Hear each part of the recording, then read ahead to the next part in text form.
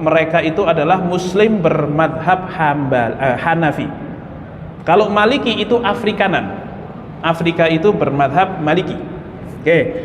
Bagaimana dengan hewan buas? Menurut madhab Hanafi, hewan buas malah najis. Anjing enggak najis, tapi hewan buas malah najis. Sedangkan menurut madhab Maliki dan Syafi'i, hewan buas itu tidak najis, ya cuman buas saja. Oke? Sekali lagi, tambah satu lagi, kalau madhab Hambali mengatakan yang najis itu kalau bentuknya lebih besar daripada kucing. Tapi kalau lebih kecil daripada kucing maka tidak masalah. Berarti teman-teman, kalau kemudian misalnya bertemu dengan singa, kemudian teman-teman kena air liurnya di mukanya, itu najis atau tidak? Lagi di hutan ketemu singa, kemudian terkena air liurnya, pipinya, najis atau tidak? Kalau pakai madhab Syafi'i Maliki tidak najis, tapi menurut madhab Hanafi najis. Untung saya pakai madhab Syafi'i jadi nggak najis. Tapi bukan itu yang lebih untung cuman kena air liurnya saja, kan gitu ya. Masalah ketemu singa udah nggak kepikiran najis atau tidak? Najis kayaknya gitu. Oke, ini masalah hewan buas. Lanjut lagi teman-teman. Sekarang adalah bukan hewannya ketika hidup, tetapi sesuatu yang keluar dari hewan tersebut. Hukumnya apa? Pertama, bagaimana dengan kotorannya? Menurut jumhur ulama, semua kotoran hewan itu najis. Kecuali hanya beberapa hewan, itu pun bukan tidak najis, tetapi ditoleransi. Seperti kotoran hewan-hewan yang tidak memiliki darah. Kotoran cicak, kotoran kecoa, itu bukan tidak najis, tapi lebih tepatnya adalah ditoleransi meskipun najis. Kenapa? Karena sangat susah untuk dihindari dan juga sangat sedikit sekali. Ya, kira-kira kecoa itu kalau kemudian dia kok berumah di lemari kita, itu mereka nya di mana tuh kira-kira? Ya kan di situ juga kan? Nah, kira-kira najis atau tidak? Najis sih, tetapi ya udah ditoleransi, tidak masalah. Yang penting jangan dikumpulkan nya kemudian ditantongin. Nah, itu baru masalah. Kenapa? Karena aslinya najis jika disengaja, tapi karena nggak disengaja nggak apa-apa. Sedangkan menurut madhab Hambali, hewan yang kotorannya najis adalah hewan yang haram dikonsumsi saja. Untuk hewan yang halal dagingnya, maka kotoran dan pipisnya itu suci. Kenapa? Karena pernah dulu suatu ketika Rasulullah kedatangan beberapa orang dari luar kota Madinah, dan beberapa orang itu kemudian terkena sakit perut kembung gara-gara udara Madinah yang terlalu dingin pada saat itu. Atau dulu pernah ada wabah namanya flu Madinah atau demam Madinah. Sama Rasulullah kemudian diperintahkan, udah kamu ke kandang onta, ambil susunya sama kencingnya, minum dua-duanya. Setelah itu sembuh, dan beneran sembuh. Rasulullah pernah memerintahkan sebagian sahabat untuk kemudian meminum air kencing unta. Maka mungkin nggak Rasulullah memerintahkan sesuatu yang terlarang? Tidak mungkin. Maka dari dalil ini madhab Hambali mengatakan, dan ini hadisnya riwayat Bukhari Muslim, ya artinya sudah pasti sahihnya. Ini menunjukkan bahwasanya berarti hewan yang halal dimakan. Oke. Pertama minimal gini, kencingnya unta itu berarti suci. Tapi apakah berhenti di kencing unta? Madhab Hambali mengatakan bukan karena untanya, tetapi karena hewan yang halal untuk dimakan dagingnya. Karena dalam riwayat yang lain dikatakan Rasulullah SAW itu pernah sholat di kandang kambing. Nah, kira-kira kalau sholat di kandang kambing itu terkontaminasi kotoran kambing atau tidak itu? Nah, itu menurut madhab Hambali. Kira-kira pendapatnya kuat nggak nih madhabnya? Kuat ya, hadisnya Bukhari Muslim. Tapi jumhur ulama kok tetap mengatakan bahwasanya kotoran kambing, kotoran unta itu kemudian najis. Kenapa? Karena secara kias kotoran itu ya sudah kotor, jorok dan najis. Ditambah lagi bisa jadi yang disampaikan oleh Rasulullah kepada sebagian sahabat ini karena darurat, tidak ada obat lain, maka disuruh minum obat kencing unta. Bisa jadi seperti itu. Sedangkan riwayat yang mengatakan Rasulullah sholat di kandang kambing, itu bisa jadi bukan di kandang kambingnya, tetapi kemudian di tempat sholat area kandang kambing.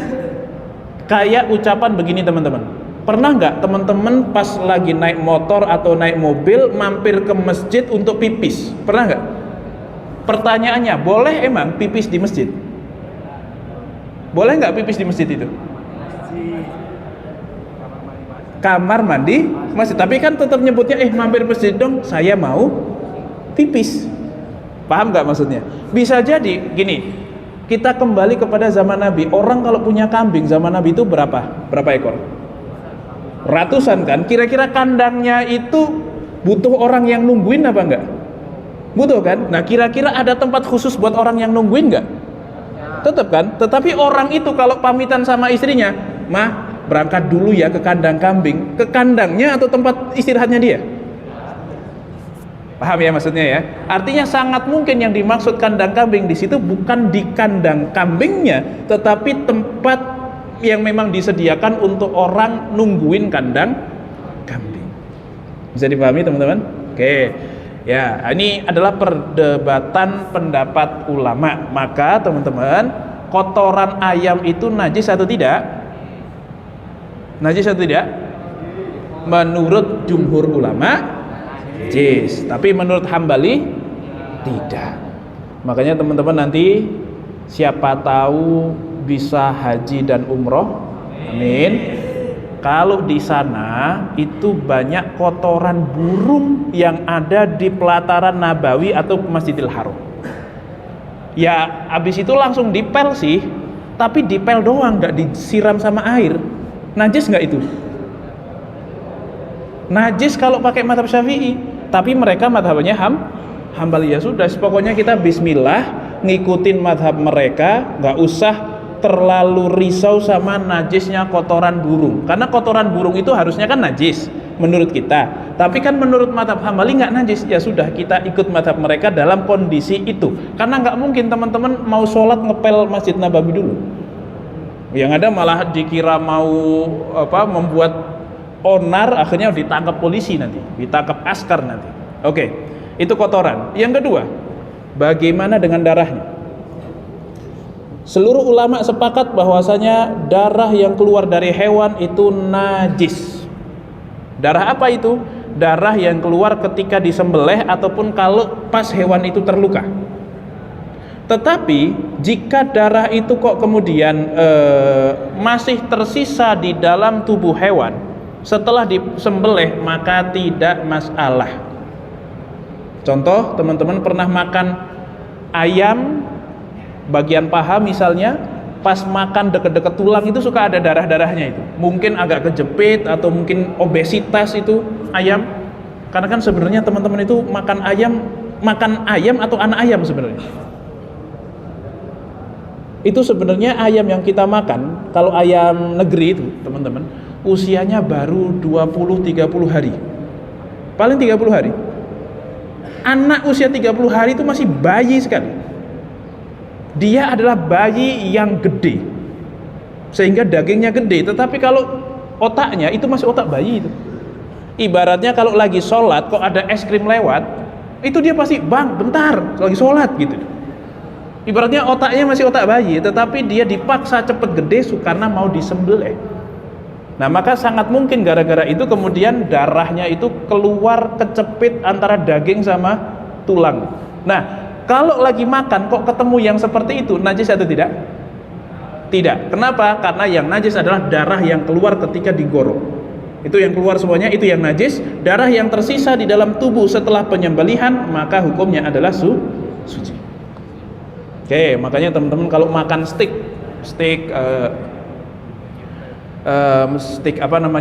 sapi gitu ya, apalagi kalau kemudian steak sapi yang agak mahal, yang satu porsi 300-400 ribu, itu biasanya kalau dimasak nggak matang-matang amat.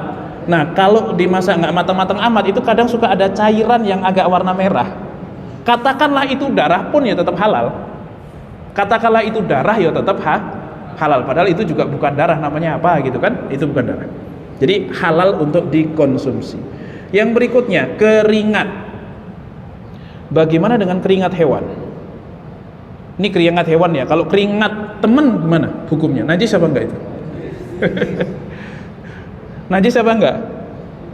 Misalnya nih, lagi ngisingin temen ya, lagi agak ngantuk, tangannya diambil terus dilapin ke keteknya. Dia akan dengan spontan bilang, ih najis gitu ya. Tapi najis apa enggak sebenarnya? Enggak najis. Maka teman-teman sholat sambil tangannya bau ketek temen, itu enggak apa-apa. Kenapa? Karena ketek temen itu najis apa enggak? Enggak najis. Meskipun sang teman itu sudah enggak mandi 3 hari. Ya bau, tetapi secara hukum dia tidak najis ya. Kalau hewan bagaimana? Menurut mazhab Maliki semua hewan keringatnya tidak najis. Kenapa? Karena kalau ngomongin keringat berarti dia masih hidup. Tetapi menurut banyak ulama suci kecuali anjing dan babi. Anjing dan babi ya tubuhnya, ya keringatnya, apalagi kok keringatnya, tubuhnya saja sudah najis. Oke, itu keringat. Yang berikutnya susu. Nah, susu hukumnya apa nih? Pernah minum susu kambing? Pernah. Halal apa tidak? Jelas halal. Kalau susu sapi? Nah, kalau susu monyet, misalnya kalian punya monyet, kemudian susunya kemana-mana, karena dia lagi punya anak, susunya kemana tuh, mesti air susunya ya. Air susunya tuh dia karena dia agak lepas gitu, akhirnya air susunya jatuh kemana-mana. Itu harus disucikan atau tidak? Tentu ngomongnya bukan diminum ya, ngomongnya disucikan atau tidak. Ini najis atau tidak? Ini najis atau tidak kira-kira?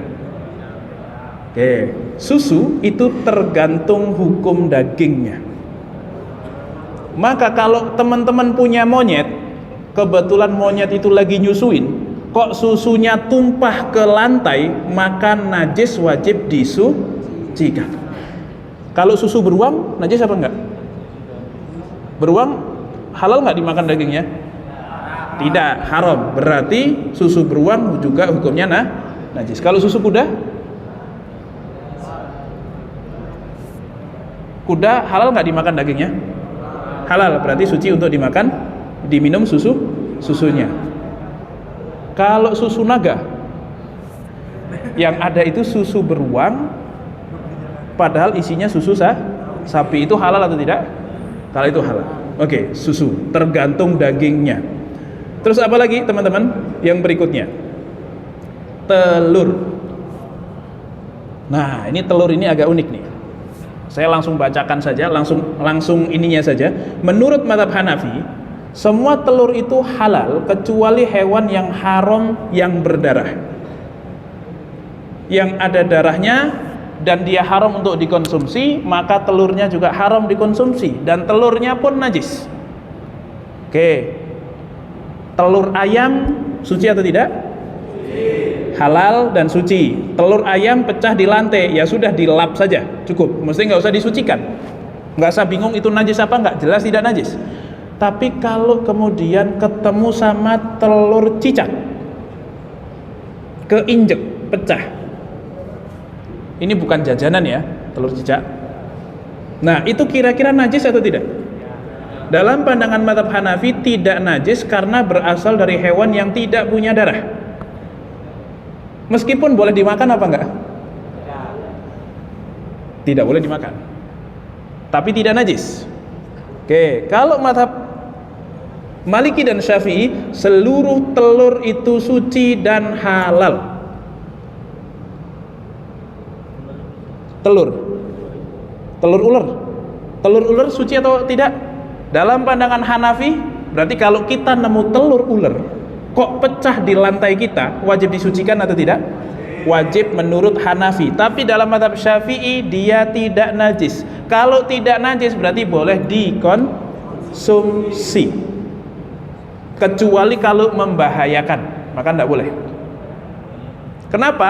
Karena yang diharamkan untuk dikonsumsi itu adalah bangkai. Telur itu bangkai atau tidak? Telur tidak disifati dengan bangkai. Telur tidak pernah hidup, punya nyawa. Maka telur tetap halal karena tidak ada dalil yang mengharamkannya. Termasuk telur ular.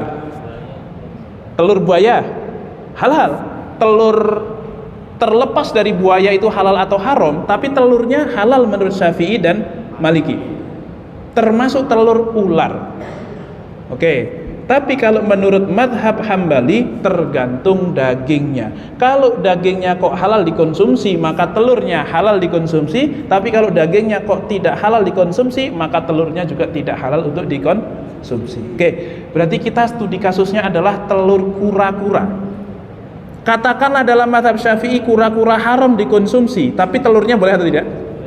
Boleh. Jadi teman-teman kalau misalnya lagi tugas dinas kemana begitu ya, pilihannya makan daging kura-kura atau telur kura-kura, yang dimakan yang apa? Telurnya saja, karena insya Allah minimal dalam pandangan madhab Syafi'i dan Maliki telur kura-kura itu hukumnya halal. Oke, ini telurnya. Yang berikutnya adalah kulitnya. Kalau dagingnya halal, maka kulitnya pun suci. Contohnya apa?